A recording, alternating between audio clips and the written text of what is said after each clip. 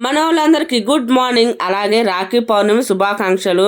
చేసుకున్నమ్మా, మీకేం అన్నదమ్ములు ఉన్నారు, రాఖీలు కడతారు, డబ్బులు తెచ్చుకుంటారు, పట్టు చీరలు తెచ్చుకుంటారు, బాగా ఎంజాయ్ చేస్తారు. అయితే అనుకుంటూ అన్నదమ్ములు లేని ఆడవాళ్ళు ఆడపిల్లలు మన వీడియోలను చూసి చాలా మంది బాధపడతానే ఉంటారు.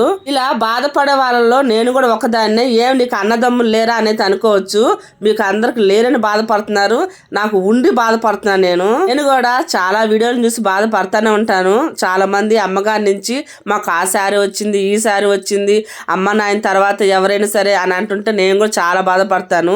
ఎందుకంటే నాకు ఉండి కూడా వాళ్ళు ఎప్పుడు ఏం చేసింది లేదు. అందుకే నేను పెద్దగా బాధపడను. నేను చాలా మందిని చూసాను, అది కూడా యూట్యూబ్ వీడియోలోనే. నాకు అమ్మ నాయన లేరు, అన్నదమ్ములు లేరు, ఉంటే అదయ్యేది ఇదయ్యేదని. మరి నాకు ఉండి కూడా ఏం చేసేటోళ్ళు లేరు. సరేలేండి, బాధలు బందీలు ఎప్పుడు ఉండేటే గానీ ముందు ముగ్గు ఎట్లా ఉందో కామెంట్ అయితే పెట్టండి. అందరికి మళ్ళీ హ్యాపీ రక్షాబంధన్.